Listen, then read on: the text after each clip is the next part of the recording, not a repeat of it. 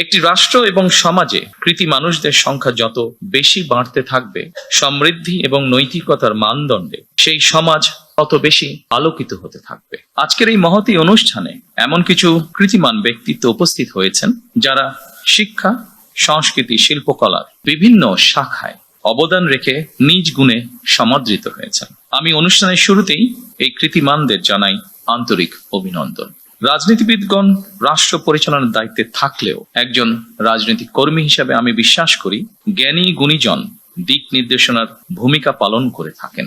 একটি রাষ্ট্র এবং সমাজে কৃতি মানুষদের সংখ্যা যত বেশি বাড়তে থাকবে, সমৃদ্ধি এবং নৈতিকতার মানদণ্ডে সেই সমাজ তত বেশি আলোকিত হতে থাকবে। সুতরাং রাষ্ট্র তার নিজের প্রয়োজনে জ্ঞানী গুণী মানুষদের সম্মানিত করে। এই উপলব্ধি থেকেই স্বাধীনতার ঘোষক শহীদ প্রেসিডেন্ট জিয়াউর রহমান স্বাধীন বাংলাদেশে প্রথমবারের মতন 21 পদক প্রবর্তন করেছিলেন। এটি শুধু একটি পদকই নয়, বরং এই পদকের মধ্য দিয়ে 52 ভাষা আন্দোলন থেকে আজ পর্যন্ত বাংলাদেশের ঐতিহাসিক ঘটনাবলীকে স্মরণে আনার পাশাপাশি যেসব বিজ্ঞজন শিক্ষা, সাহিত্য, শিল্পকলা, গবেষণা ও চর্চায় নিজেদেরকে এবং রাষ্ট্র ও সমাজকে সমৃদ্ধ করেছেন, তাদের সঙ্গে আপামর জনসাধারণের পরিচয় ঘটে। শুরুতেই 3টি বিষয় পুরস্কার প্রদানের মাধ্যমে 1976 সালে রাষ্ট্রীয় সম্মাননা পুরস্কার 21 পদকের যাত্রা শুরু হলেও বর্তমানে ভাষা আন্দোলন,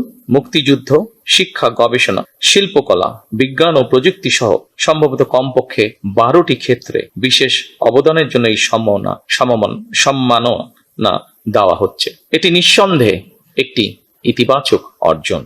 জ্ঞান, বিজ্ঞান কিংবা সাহিত্য চর্চার ধারা আরো শানিত এবং বিকশিত হোক, এই প্রত্যাশা করছি আমরা সকলে।